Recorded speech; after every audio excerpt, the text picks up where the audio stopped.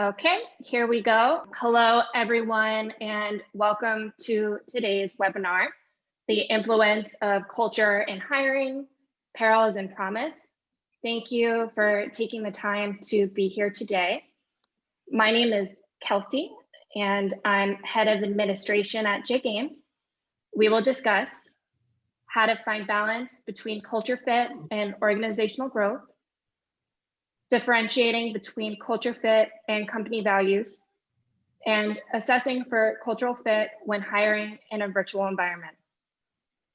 Now, I'd like to hand this over to Ann Crowley, Managing Director with J Gaines & Company, who will get us started. Ann? Thank you, Kelsey. And again, welcome. We're delighted to have you with us today. And to facilitate our conversation, there are a number of us here, and I'd like to introduce our group. J Gaines, who is the president and CEO of our firm, is with us today, as is Gina Schiller, managing director with J Gaines. And our special guest is Ben Colvin, who is the founder of Coaching Works NYC. Ben has broad experience as a corporate executive and today serves as a leadership coach and consultant. He has built and led teams within many different corporate cultures. Again, welcome. And with that, I'd like to introduce you to J Gaines. Jay? Welcome, everybody. And as we're thrilled to have you here. And as I look at the list of who responded to listen, some of you go back to our very early beginnings. And I just want to say thanks for the journey that you guys have taken us on. And thank you for being with us. Yeah, we're all having so much fun doing what we do. We'd like to do it forever. So thank you for being here. In thinking about this discussion, and really narrowing it to assessment and culture fit, two very interrelated themes that we live with day to day. I kept coming up with so many different thoughts on it. I confused myself in my preparation, just coming up with different approaches and ideas. But at the heart of it, this is about assessment, and parallel to that, it's really truly trying to understand the inner workings and tenets of a culture. And I think anyone who's hired people, anyone who has been senior in an organization understands just how hard and evasive this is. I liken what we do to stock picking. And in stock picking, there's no such thing as a 100% return. In recruitment, we know we're never going to be 100% right. And when a senior executive hires someone, they know it's not assured the person will succeed, but they're going to give it their best shot, as well as the organization around it. From a culture perspective, we have different points of view, but what we've learned is that if you really understand the culture, and you work to understand that culture, and you educate candidates in terms openly in terms of the pros and cons and the issues that they'll confront within the culture, and your hiring manager follows that up closely in their own respect, you have the best chance of getting successful, long-lasting, positive results. We look at our work in that it's critical we close the searches that we're engaged to close. But what we really look for is to see the people we recruit succeed year over year, stay with the client, and to watch the client grow. In learning the culture, there are strong cultures, progressive and successful cultures, and there are cultures that aren't as positive and are locked into their own world, so to speak, and isolated. So there's no culture in itself is not uniform, and looking at culture we've had our most interesting experiences with large global privately held asset management partnerships. And these firms have been very wedded to culture fit, to their culture. We've learned and worked closely in matching to these needs. For the most part, the individuals we've brought there have thrived, succeeded, and stayed for the remainder of their careers. But cultures again could be good or bad. And within the progressive organizations we're talking about, I've often marveled that a senior person that we're working with, who was a hiring manager, can often tiptoe around the managing partners within their firm. And so we'd like to see cultures open, discussion, full discussion, full disclosure on the table, and people working through to get to the right answers, to the right point of view. In looking at cultures, many years ago, we did a lot of work in the large regional banks. And by the time we got to the recession of 2008, I think almost all of those banks were gobbled up and are gone. In those banks, when we were working with them, it was often going back into a time warp. They really had an old-fashioned feeling, very hierarchical, not a lot of innovation. And when we look back, the results weren't encouraging. And the other piece is that even with a good culture, if you're not bringing people who bring different dimensions to the party, if you're not bringing people who will lead and challenge the tenets of a culture, you're not serving your clients as best as you possibly could. So we look for people who will be insiders, but will be straight shooters, challenge. The way we describe it in our own words is we strive to hit an optimum level of tension to the culture that gets embraced. And when we achieve this and we see it happening, it's really rewarding to watch how an individual pushes an organization, but not too hard, and hits the right notes. Going back to some of our earlier experiences, two major experiences. In the late 80s, going up to the Great Recession, there was a lot of C-level hiring. Going back to the 80s, there was information technology posed major challenges. Deregulation created major opportunities. And it just seemed like the world was shot out of a cannon with high intensity. And interestingly, the hiring organizations we worked for and the major names in financial services were really looking to break away from their founding cultures. They wanted to be different. They wanted to be more aggressive. They wanted to be more technology savvy. It was a rock and roll period for us that lasted for decades. The work was successful. We produced many industry leaders, but in the end, the tenures of those individuals wasn't as long as we would have liked. There was a lot of turnover. And I think there's a message in that. If people are introduced to a new culture, it is difficult to create matches and relationships that truly endure. In our post-Great Recession work, much of our work has been focused on hiring senior candidates, but people who will understudy under a C-level executive with the logic that they will step up to the C-level role at some point going forward. There's a little bit less rock and roll, a little bit less excitement around these themes. We're finding in the long term that it really, really works. And bringing in individuals capable, bringing diversity, both in the literal sense that it's used, as well as also diversity of thinking, can be extremely helpful to an organization. And we're watching these individuals thrive and stay long-term within their client organizations. So we're striving to put all this learning together. There are no easy answers, but again, we're enjoying the journey. Ben, you may have more to add on this. Yeah, thanks, Jay. What I'd like to do is I'm going to try to take some of these points that Jay made, especially in the context of, if you think about when we talk about this, hiring, when you're also thinking about future potential of those hires.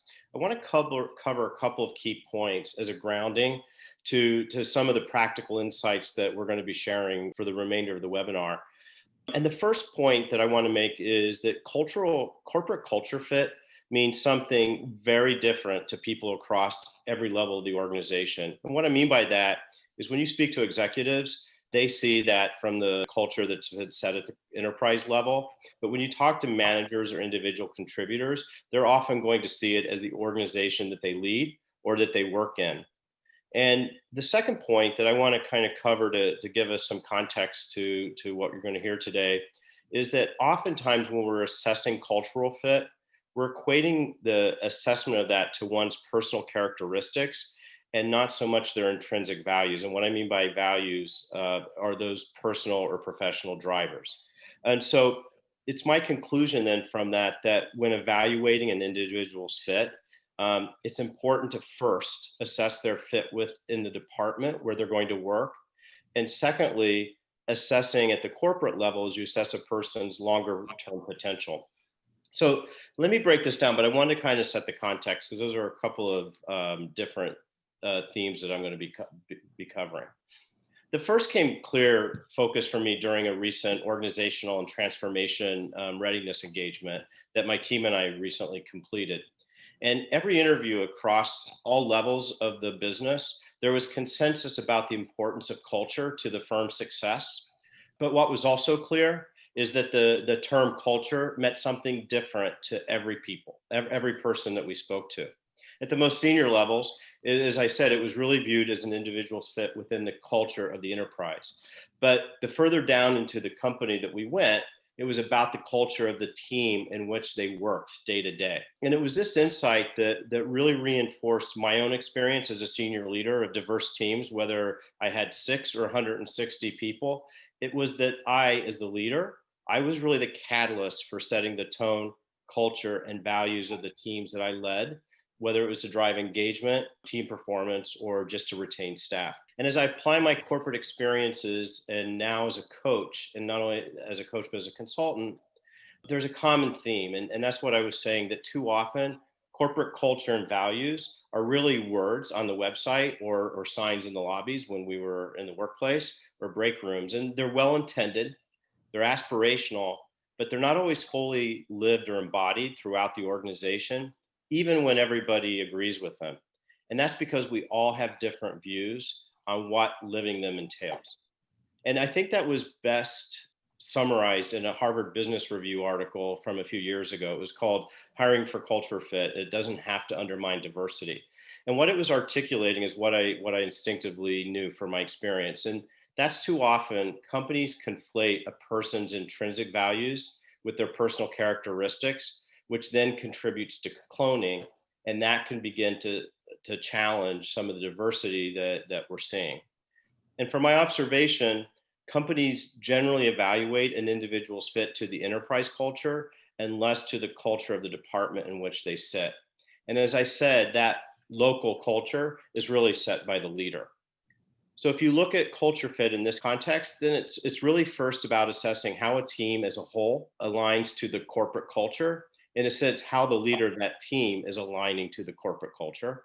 And then at the individual level, it's the fit test is really first at the team level and assessing their fit against the larger corporate culture when you want to get a view of what their mobility or longer term potential for the enterprise is. So hopefully creating that clear delineation between enterprise and departmental can in fact support diversity, innovation, and performance of the business, whether it's through engagement or just retention of employees. So hopefully in that context, as we break this down a little further, Gina, maybe you can look at this from the context of prospective candidates and how to assess fit. What's your approach and best practices as it relates to that? Well, thank you, Ben. I think the first step for all of us in search is really dealing with what you and Jay have already said. Culture means different things to different people.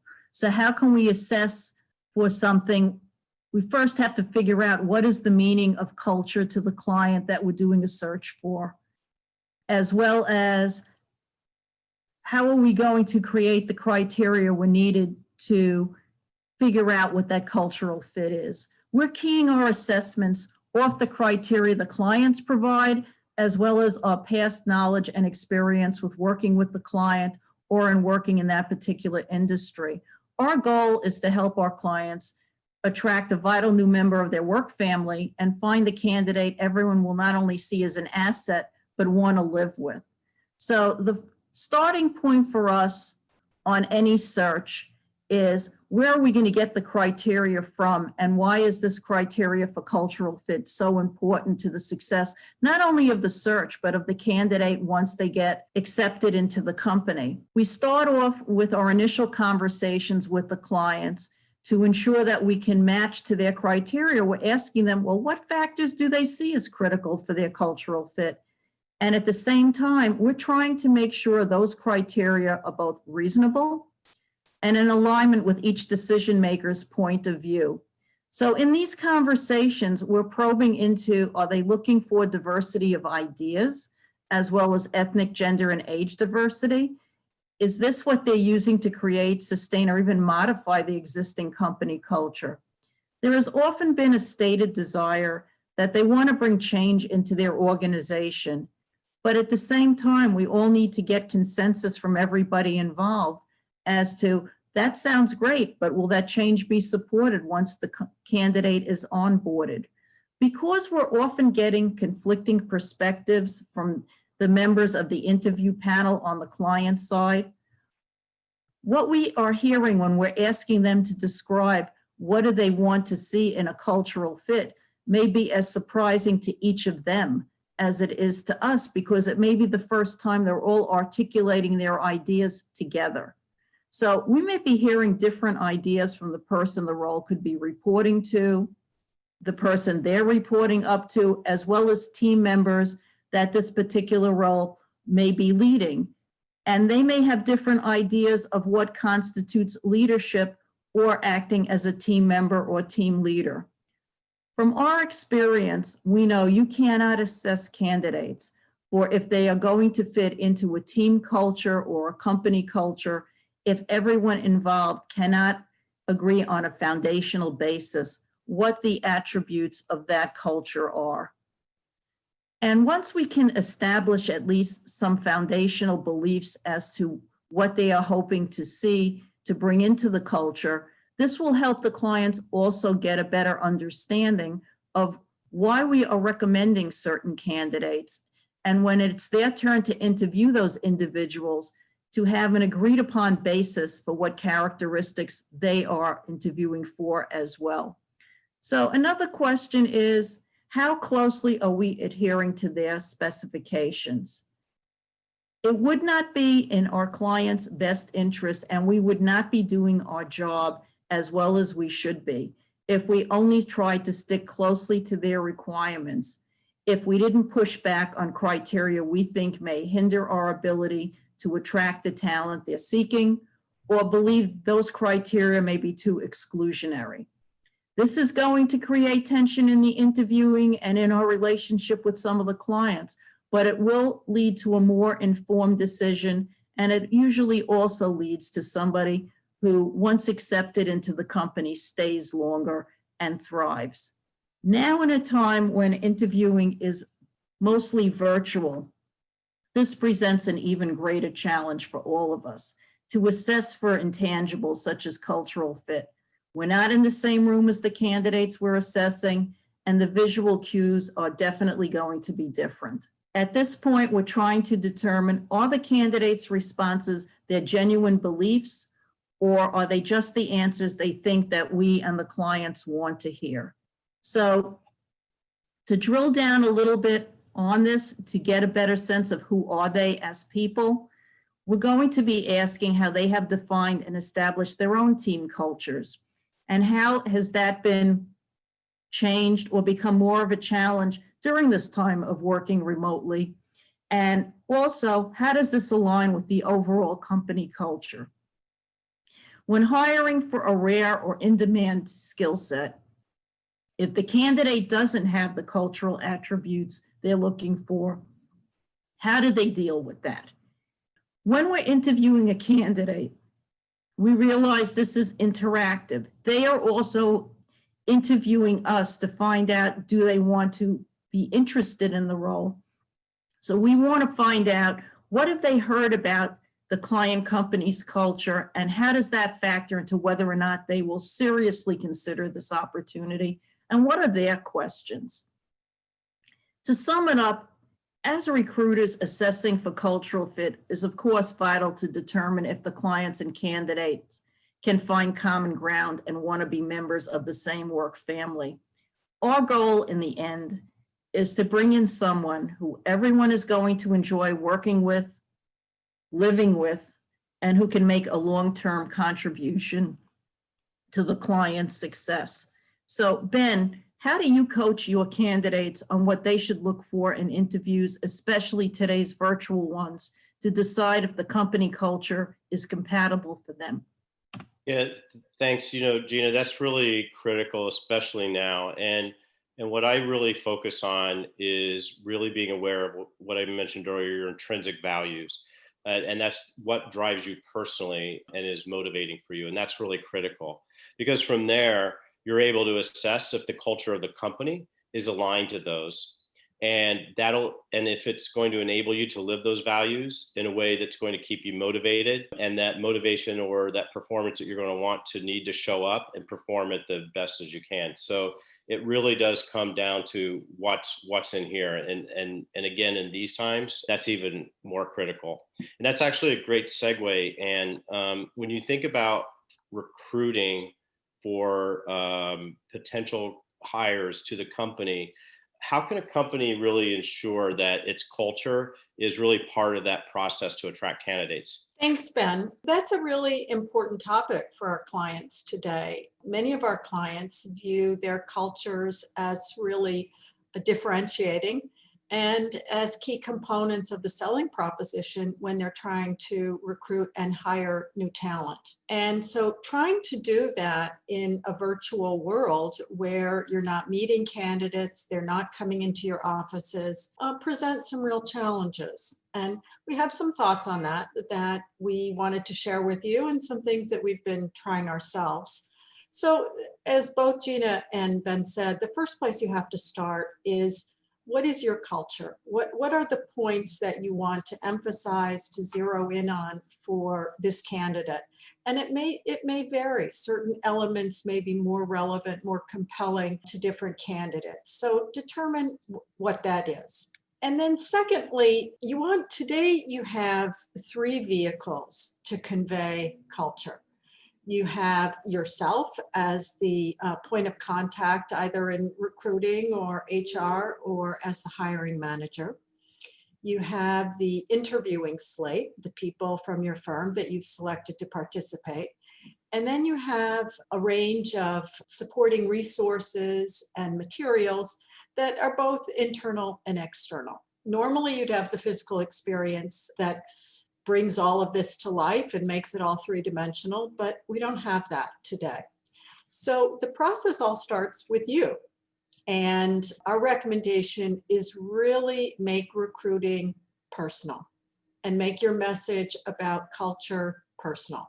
So if you're a long-term veteran with the firm, talk about your own experience. What was it like in the beginning?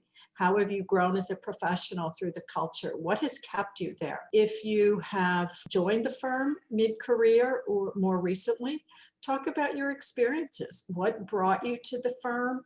What kept you there? What have you seen as the reactions from others who have recently come to the firm? And I would encourage you to really be honest about what's good, what works well, but also be honest about where there's room for improvement. I think that will deepen the engagement with the candidate, the person you're trying to hire, and it will also be just more genuine, more authentic, have some influence on that. And I think that's a really important point to make about culture in hiring in this current environment. So moving on, the second vehicle that you have to convey culture is really the interviewing slate, the people that are participating. And it's always important to give a lot of thought to those individuals, but even more so today. So you want the individuals that are on the slate have two main roles. One role is to evaluate and assess the candidates. Do they match and fit the criteria that you're seeking? And secondly, they have a sales role. You want them to convey a message about the company, about the role. You want them to be able to talk, to convey an important message. And so again, this should be tailored to the individual. So think about what is compelling to this person. What do you want to talk to this person about? Are they interested in career growth? Then you probably really want somebody who's a long timer, who's rotated through different roles in the firm and can really speak to what a career at your firm might look like. If it could be somebody who can talk to your firm's creativity and innovation. Maybe somebody that's deeply involved in the technical side where you're doing some really interesting things. By all means, you want to involve those folks. The message could be more about your philanthropic activity and what are you doing as a firm, and what are you enabling your employees to do. Could be an emphasis on diversity, on work-life balance. So the range is almost limitless, but you want the people that are on your interviewing slate to be able to talk to these issues, particularly the ones that are important to the candidate. One other point, it's if you have individuals that will be relocating for your role, clearly it's important to include some people who have relocated into the area. The ideal would be somebody who's relocated from their firm. That's not always possible. So maybe you try and find some parallels, a similar firm and a similar geography, somebody who's relocated with children. But you want somebody, those are huge hurdles. So you want somebody who can really provide some guidance and some perspective on what that might look like. Thirdly, you have the additional materials and resources that can help you in conveying the elements of your culture. And some of these are internal, some are external, and some are third-party resources. So on the internal side, clearly you want to use your website. And this is a place where firms have actually done quite a good job. And there's a lot out there in terms of how firms are trying to communicate via their website what it's like to be at your firm. It could be featured as a day in the life. It could be featured as, family work-life balance. It's just a whole range of videos that are available on different websites. Lots of the work on websites also shows candidates how to interview via Zoom, how to approach different departments or roles in your firm. So I would encourage you to look at your competitors, see what they're doing. Look at particularly creative or innovative firms. Look at large firms in your geography that may not be in your industry, and just get a feel for what they're doing. But that's a huge opportunity to convey some of the distinctive qualities of your firm. And clearly, if you don't have the literature that you think you need, speak to HR, speak to marketing, make sure you get that. On the external side, by all means, have a library of articles on your firm that you can share. Don't be concerned if the articles are balanced and talk about positives as well as maybe some things you need to work on. That makes them only more credible. But have those accessible. And also, you're going to, particularly if relocation is involved, you need to familiarize the candidate with your geography and make it more tangible to them. You want them to see this as a place that they could live, whether it's on their own or with a partner or spouse and or family. You need to make it real. So to the extent that you can tap into resources from a municipality or other resources that could help you convey what it's like to live in this geography. Another external resource to think about are all of the third parties that you work with. So again, if you're involved in relocation, you probably have relocation specialists, you have realtors, and they are your agents and also can convey a lot about your culture. So make sure they have the information they need, make sure they are armed to do that. Also could be search partners like Jay Gaines, or could be consultants like Ben Colvin.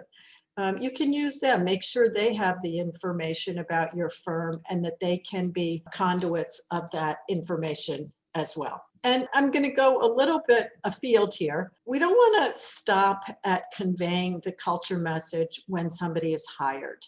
You need to continue to both live that and communicate that through the life of somebody's experience at the firm. You need to continue to engage and retain staff. And so you need to make sure that your culture is living up to what was conveyed through the interviewing process. And that all starts with the onboarding.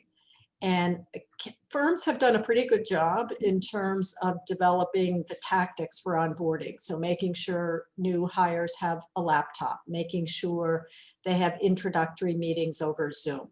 So we've done pretty well with the tactics, but we need to think about onboarding as a much more extended process because now people are working remotely. We will move to a more hybrid model where people may be working partly in the office and partly from home. Then people will move to the office. And so onboarding is going to be a much more extended process. And the operative word is to communicate, stay in touch, and also really look at this as a great opportunity to learn from the candidates, get their feedback on what they're seeing, what's happening, where they see that there may be gaps between what they were told and what they're experiencing, and certainly seek their suggestions and feedback. So with that, I'm going to hand it back over to you, Kelsey. Thank you, Anne, and everyone. There's a lot of information to digest here. Ben, would you do us the honor of summarizing the key takeaways from what we've heard today? All right, I'll give it a shot. Team, I do you well here. But I think the key point that Jay made about culture being an enabler, forward-moving force is really key. As long as it still empowers the individuals to bring an optimal degree of tension that can spark constructive debate and ideation, and not just about people like me. And then building on that, my experience shows that there are really two levels of culture. And depending on your level in the company, you're going to see it differently. There's the culture at the enterprise level, and then the one that's set by the leader at the team or departmental level. And with that context, when you're assessing a candidate's fit, it should be first at the organizational level, and then longer term potential at the enterprise level. And then building on that then, and in that context, Gina's point about leveraging your recruiter to bring their outside perspective to assessment criteria, but importantly, helping getting the decision makers across the organization on the same page as it relates to not only the role specific criteria, but how cultural fit will play a role in that and the decisions are going to be made is really key. And then I think lastly, Anne had a couple of points that are really important. And the first is just that there's three ways to convey culture, whether it's in person or remotely. It's the slate of interviewers, and the use of external sources. And given now that we're nearly 100% remote, and it looks like we're going to be for some time, you need to be really thoughtful in how you use all three of these. And that continues with the onboarding. Thanks, Ben. That was great. So helpful. We're now ready to move on to the Q&A section of the webinar. Thank you to all of you who submitted questions. This first question comes from Ben Levitan. Thanks, Ben, for joining. Do you utilize or recommend assessment tools? Whoever would like to take that, Anne, Gina, Ben, Jay, please feel free. Let me start the response. And one, hi, Ben, glad you're here. I think at least others can chime in, but my personal orientation is kind of deep fundamentals. I'm not tool driven, so to speak, although I do believe there's a place for that. But I believe the deeper, harder we hit on the points that were discussed here today, the better the outcome is going to be, and both sides will be best prepared. Thanks, Jay. Unless there's anything anyone would like to add. Okay, go ahead, Ben. That's fine. I just might add to that. And I think that Jay's point is really spot on. And it really builds on what Gina was saying.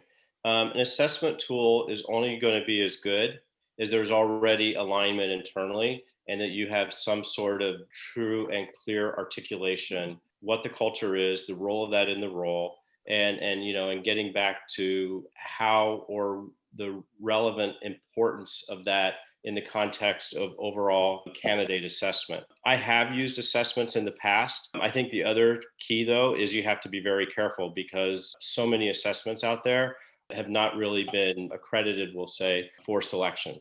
And so I think that also becomes really critical as well. Thanks, Jay and Ben. Gina, this question is for you. When doing an interview to determine culture fit, what are some of the positives as well as some red flags you are looking for? Thank you, Kelsey. I think the positives are, we're looking to see, does the person convey a point of view or an approach to how they do problem solving that seems to be in alignment with what the client is looking for or how they sound. As Jay has often said to us in the past, we're listening for notes. We want to really hear, does the person sound like they would work well with this group of people? And are they approaching things in a similar style? So the reverse are the red flags. We're looking to determine if, for example, the company culture is very team-oriented and consensus-driven. If the candidate that we're talking to seems to be very much more of what I would call politely a rugged individualist and more interested in exerting total control, they're going to butt heads and really not be happy in a culture that is much more inclusive and wants to be including other people's opinions other than their own. So really what it's about is, do the people sound like they would approach these issues or problems in the same way and be comfortable together? We have a new question that just came in, and I'm going to direct this at you. How do you assess culture fit versus managing unconscious biases that you may have during the interview?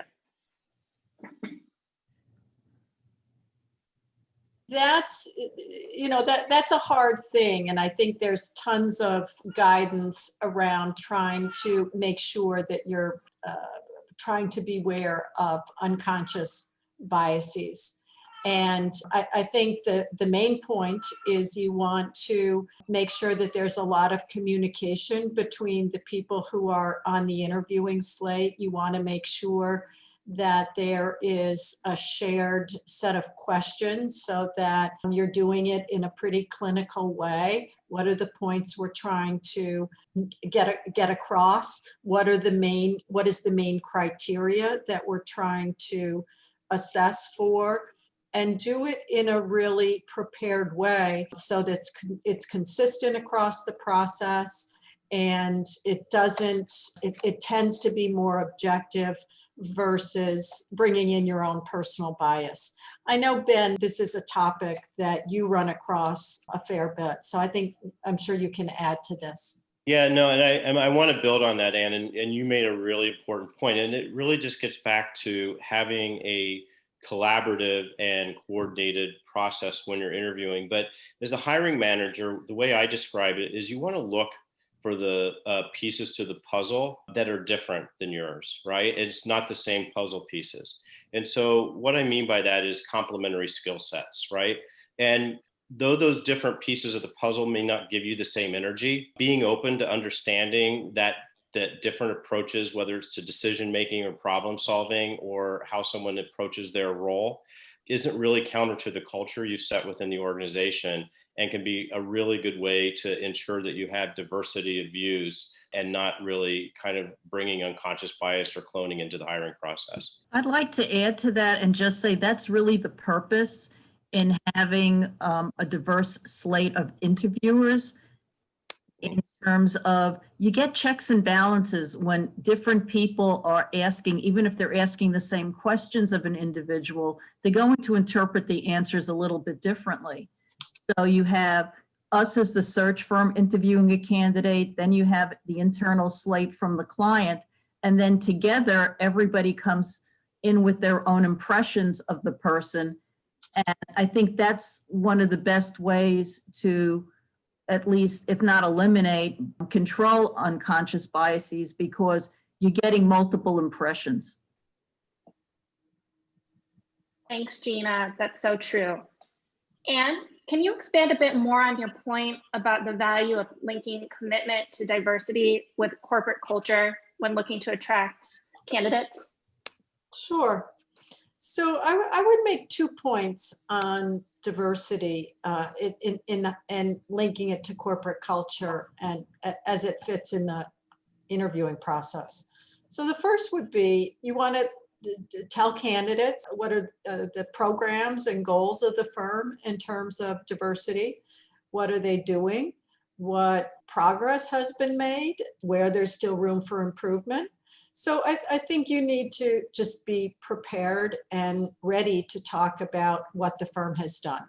You also want to ask the candidate for their feedback. Where have they seen interesting approaches, and see if they have ideas. The second part on diversity links a little bit back to the prior question, in that you want to make sure that you're, and I think that it's the overarching theme of this webinar, in that you want to make sure that you're not trying to just hire the same over and over. So you need to cleanse for what are the skills and the talents that you need. And there are certain elements that are just non-negotiable: integrity, honesty, but you really do want diversity of approach. You want diversity of perspective. You want someone who's going to bring the right level of tension to an organization, because that's the only way you're going to move forward, that will challenge in a constructive, positive way. So again, I know I always go a little bit afield, but that's my thought on diversity in the interviewing process. Jay, this last question is for you. You mentioned that respectful challenge doesn't necessarily mean not fitting the corporate culture. Can you explain a little bit more about that? Kelsey, just clarify a touch. Respectful challenge is not fitting the corporate. Doesn't necessarily mean not fitting the corporate culture. This is a personal / professional, deeply held view of mine, but I believe that challenging the thought processes and the status quo is simply imperative.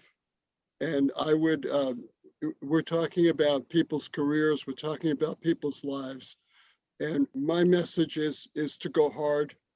Don't be overzealous, but share your points of view, challenge your superiors and your subordinates, and also be a good team player and a listener, and keep yourself honest. We're thrilled that you guys are here with us, and we'd love your feedback. We'd love your reactions, and we hope to do more of this. Thank you for being here. Ann and Gina, anything to add, or Ben? Thank you.